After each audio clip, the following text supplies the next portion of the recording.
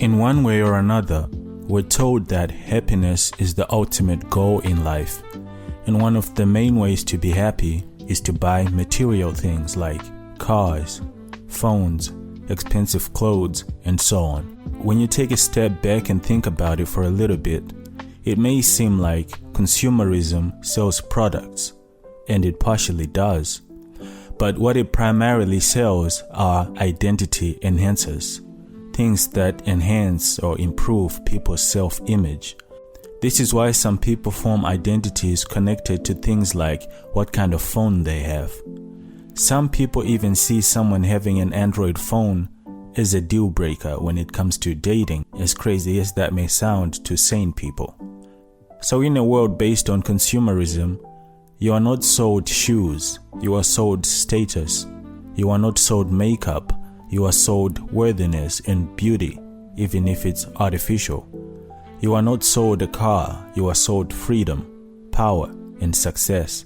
Since a person who is content doesn't scroll endlessly and doesn't buy on impulse or feel the need to constantly reinvent themselves, the system must do something very clever. It has to keep you just unhappy enough to keep buying, but not unhappy enough to disengage from the system completely.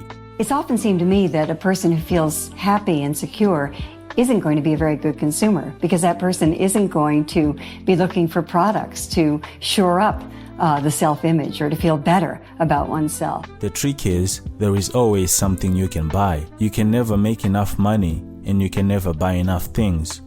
Even billionaires don't feel like they have enough money. They always want more. So through their corporations, they sell you more things, and for you to afford all those things, you have to serve the system in some way, shape, or form so you can make money. And this whole process keeps the matrix we're living in alive.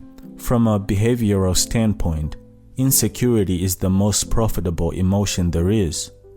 Insecurity is really just fear, and fear makes people compliant. Insecurity tends to go with comparing ourselves to other people, but happiness shuts all of that down. And by happiness, I don't mean the superficial type of happiness that is caused by external things, which is what people usually mean when they use that word.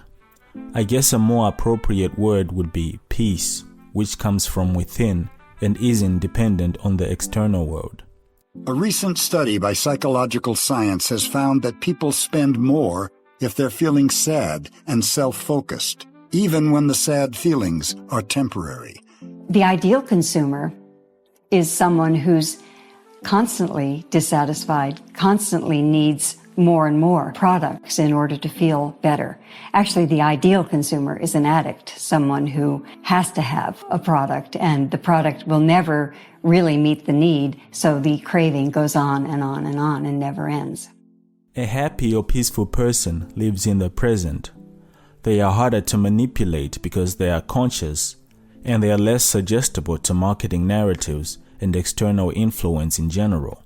The truth is, consumer culture doesn't seek to address people's needs. It seeks to create a lack that didn't exist before.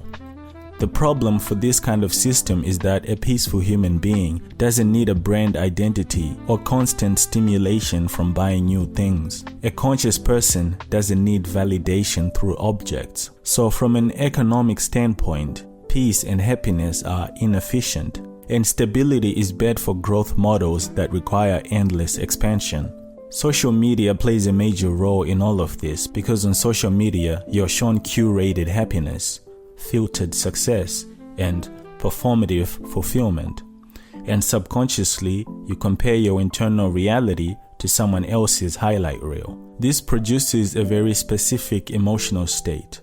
It creates this kind of unhappiness that's always in the background, which is just enough to keep people scrolling and just enough to keep them buying stuff they don't need. And as a result, happiness becomes something you perform, not experience. And for those consumers who already feel rather happy and secure, the industry has devised endless creative opportunities to feel otherwise.